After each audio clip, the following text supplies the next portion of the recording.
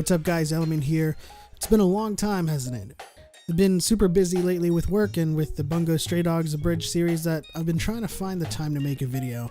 There's been a lot of Rogue One stuff to hit the interwebs lately, and I was a little upset with myself at how much I had missed, but I figured the official trailer was a good time to come back and do a breakdown. Since all the other footage was featurette and behind the scenes footage, this trailer provided me with a good amount to break down within context of the universe. So let's get started. Right off the bat, this is one of those movies where the narrative and framing is more important than the actual arc and plot. We already know they succeed in getting the plans.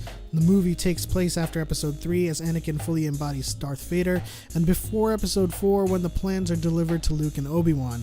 We get a shot of Saw Gerrera as he's talking to Jyn Erso about the importance of the rebellion and this mission. What's important now is the narrative behind Jyn Erso and her team's role in the whole grand scheme of things. We know she's not part of the rebellion and some sort of thief, as the rebellion is essentially signing her on for this particular mission, as one of the leaders says, "Can you be trusted without your shackles?" So it looks like she's working for the rebels under contract, and she comes off as someone that isn't entirely convinced about everything and just wants to get the job done, possibly even just get paid and move on with her life. Captain Cassian Andor volunteers to aid her in the mission, and then we get to see a montage of each individual member of the team as they are presumably recruited. In one sentence, we learned that Baze's call to action was simply his home being destroyed by the Empire, and this is something we'll come across a lot of in this film, as the Empire is at the peak of its tyranny during this time. Now what I want to know is this a guy?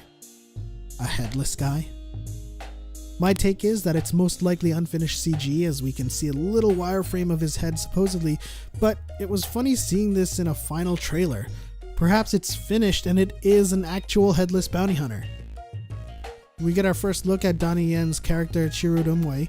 His quote, "I fear nothing, all is as the Force wills it," confirms my suspicions that he is in fact a Force wielder of some kind. As a spiritual warrior, he's neither Jedi nor Sith, but someone who uses the Force according to their own beliefs.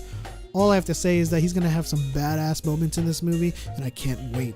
If we're not going to have Jedi or Sith, I'll settle for Donnie Yen. We meet Alan Tudyk's droid K2SO looking down on a confused Jyn, which sort of hints at the idea that this droid is a combat variant and it's not necessarily playing the role of an R2 this time around. Perhaps we'll get some kind of Groot-Drax dynamic in this movie along the lines of this droid and Cassian Andor, presumably the person who knows the droid the best, as the droid refers to the captain. We get a war movie-like montage showcasing a lot of the action we can expect being of the visceral kind, until we get the token ensemble shot. And of course, we get to the sizzle scene where Darth Vader finally makes his appearance, confirming that he'll at least have some sort of role, no matter how small, in this movie. Now that Darth Vader is in the movie, I can't help but fall back on my theory that perhaps some Rebels characters have a chance to cross over with this universe.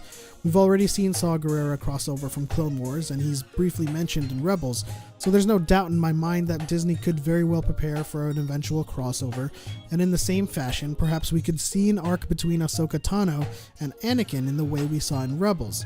It would add another layer and dynamic to Darth Vader that transcends him being just Luke's father. Either way, things are looking great for this film, and we have an amazing winter season ahead of us. Thanks for watching, guys. If you're a fan of anime at all and abridged series, and you haven't seen my abridged series Bungo Stray Dogs The Abridged, do check it out below. Don't forget to like and subscribe, and I'll see you all in the next one. Peace.